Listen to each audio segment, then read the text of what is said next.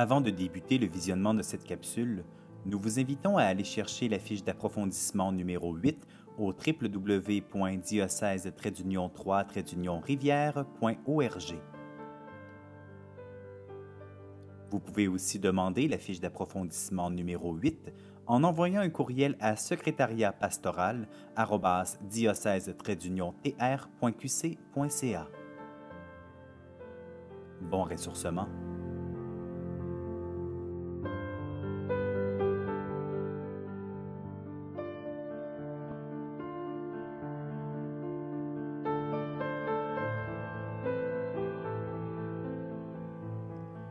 Mystère glorieux, la descente du Saint-Esprit au Cénacle. Du livre des Actes des Apôtres. Quand arriva le jour de la Pentecôte, ils se trouvaient réunis tous ensemble. Soudain, il vint du ciel un bruit pareil à celui d'un violent coup de vent. Toute la maison où ils se tenaient en fut remplie. Ils virent apparaître comme une sorte de feu qui se partageait en langues et qui se posa sur chacun d'eux. Alors ils furent tous remplis de l'Esprit Saint.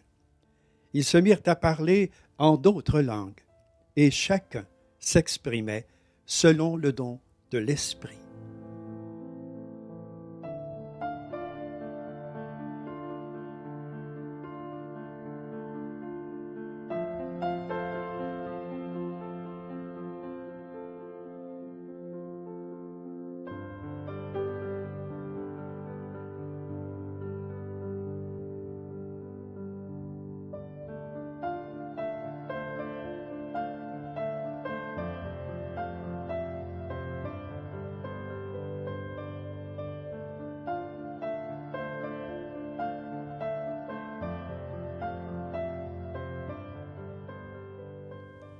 Mystère et grands vents.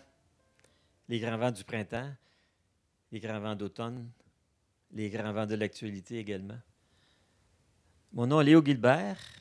Je suis de la paroisse Saint-Laurent-de-la-Moraine et impliqué dans l'équipe pastorale paroissiale de la zone des Chenaux. Le premier mot qui a attiré mon attention, c'est mystère, tiré des mystères glorieux du rosaire. Mystère également, la descente du Saint-Esprit au Cénacle. Hein? Mais c'est moins un mystère quand on constate ses effets. Le vent aussi, c'est un mystère. On ne le voit ni peut le toucher, mais on sent bien ses effets néanmoins. On l'entend même. Actuellement, le mystère de la situation sanitaire est caché dans un tout petit machin appelé virus, bien caché. En faisant la relecture des derniers mois, je me suis demandé si ce petit mystère qui s'est logé dans l'organisme humain pouvait me révéler quelque chose comme un enseignement. Pour répondre à toutes les questions suscitées par cette pandémie et tenter d'y trouver un sens, j'ai réfléchi, j'ai médité. Entre autres, j'ai lu et médité la parole d'Évangile. L'occasion m'est fournie aujourd'hui par cet extrait des Actes des Apôtres, la descente du Saint-Esprit au Cénacle. Ils étaient réunis tous ensemble. Avant le 12 mars dernier, nous étions aussi réunis confortablement dans nos habitudes de rencontres, de comités, de réunionites même à plusieurs égards. Est-ce que nous étions à l'écoute de l'Esprit ou simplement réunis pour organiser des activités, si bonnes pouvaient être nos intentions?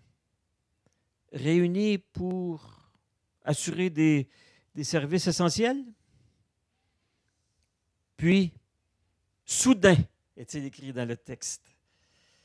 L'avez-vous senti, vous autres, ce soudain-là? Moi, oui. J'avais des sorties qui m'amenaient régulièrement sur la route de l'engagement. Des voyages de prévus en l'an 2020, des gens à visiter, des choses à faire, et vous devinez bien, plein de choses à faire. Le virus est arrivé de là-bas sur la planète, du ciel des voyageurs, comme un coup de vent, un violent coup de vent. Notre maison, la Terre, a été ébranlée. et peu à peu rempli de mystères et de contraintes. Ce fut l'occasion de reconsidérer nos valeurs et notre mode de vie. Des personnes ont pris de l'importance, ces personnes dont on ne faisait pas attention, du personnel soignant, des préposés en centre d'hébergement ou en résidence de personnes âgées, des employés de service en épicerie, en pharmacie et bien d'autres. Pas toujours bien considérés et bien souvent mal payés. Et pourtant, a-t-on réalisé, et pourtant, il y a les importants aussi, les riches, comme on les appelle souvent, ou forts en autorité. Ils ont été exposés, eux aussi, aux mêmes contraintes et inconvénients que tout le monde. Eux et elles aussi ont été exposés à la contagion, voire même à la maladie, puisqu'il y en a qui ont été malades. Les langues de feu, c'est-à-dire les messages de ce contexte pandémique, se sont retrouvés sur chacun de nous. Je crois que l'Esprit nous a fait signe, comme il l'a toujours fait, et c'est encore vrai aujourd'hui, hein? Il nous fait signe. Moi aussi, je me suis demandé, que faire de ces signes? Comment les interpréter, ces signes? Je me suis mis davantage à l'écoute et me suis rendu disponible pour servir et aider autrement. Ah, le mot autrement, souvent utilisé, c'est ainsi. Voilà un mot qui m'inspire, non pas pour rejeter le passé, mais plutôt pour me remettre en question dans mes engagements, entre autres. Qu'est-ce qui me nourrit et me permet à mon tour d'être nourriture pour les autres? Quelle est ma véritable mission en ce moment? La mienne, et non pas celle dans laquelle les autres me voient, la mienne, ma mission personnelle. En étant plus souvent à la maison, par exemple, j'ai cuisiné davantage et j'ai porté le fruit de mes recettes à une famille dans le besoin. C'est pas grand-chose, là, j'en conviens, là. Mais c'était bon.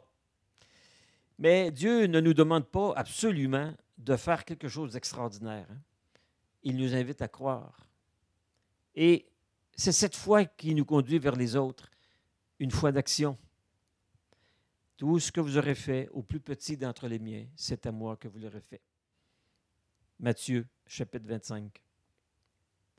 Cette réflexion du faire autrement m'a amené à faire du ménage dans mes engagements, dans mon activisme, même dans mes biens matériels. Donner est un geste d'évangile, que ce soit donner de l'amour, donner du temps ou même donner de l'argent. C'est peut-être ça, parler en d'autres langues et s'exprimer selon le don de l'Esprit.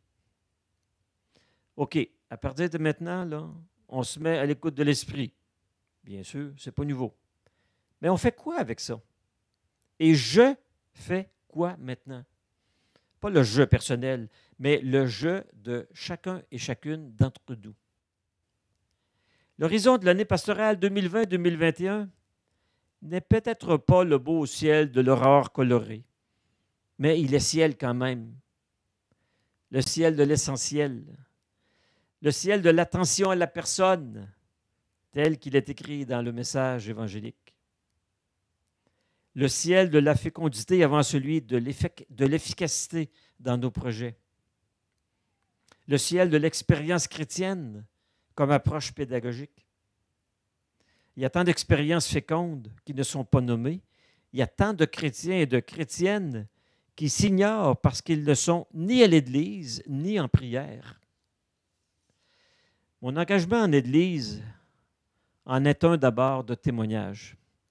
Je n'ai pas besoin de dire à mes enfants qu'ils doivent croire et avoir une pratique d'Église. Il suffit d'agir et de témoigner du bonheur que cela me donne. Mon engagement au cœur du monde se manifeste davantage par des gestes que par des paroles. Je suis geste de foi quand je lave la vaisselle dans un organisme qui accueille des gens de la rue. Je suis geste de foi quand je mets ma compréhension, je suis geste de foi quand je mets ma compétence en écriture au bénéfice d'auteurs et de lecteurs. Je suis geste de foi quand je fais preuve d'ouverture et d'écoute. Je suis geste de foi quand j'accueille ce couple qui vit un retour à Dieu. Je suis geste de foi quand j'accompagne des personnes en partage de la parole.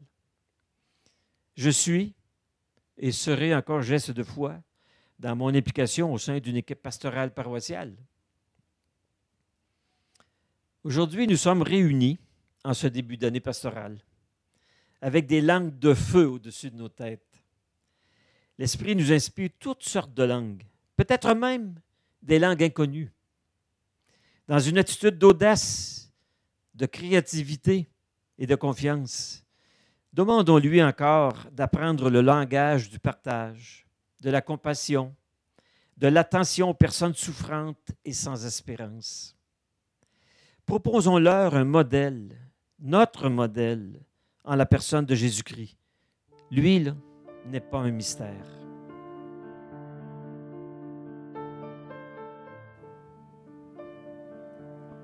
Nous vous invitons maintenant à prendre le temps d'approfondir le tout à l'aide de questions qui vous seront proposées dans les prochaines secondes. Vous pouvez les prendre en note ou aller télécharger la fiche d'approfondissement numéro 8 sur le site www.diocèse-3-rivière.org.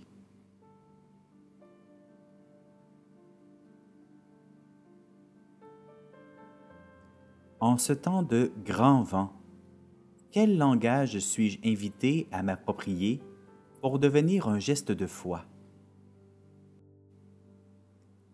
Quel grand vent fait sentir ses effets en moi? Quel enseignement peut me révéler le coronavirus? Dans quelle mesure nos réunions sont à l'écoute du souffle de l'Esprit? De quelle personne ai-je appris à reconnaître l'importance? Comment être à l'écoute des signes qui me sont apportés par la pandémie? Que faire de ces signes? Qu'est-ce qui me nourrit et qui me permet d'être ensuite nourriture pour les autres?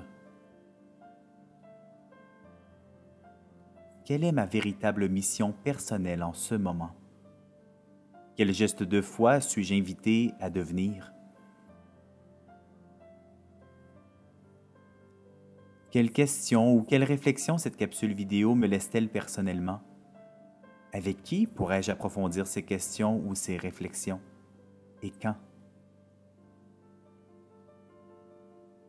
Quel défi, quel appel personnel l'approfondissement de cette vidéo me laisse-t-elle? Quel défi, quel appel d'équipe l'approfondissement de cette vidéo nous laisse-t-elle? Bonne réflexion.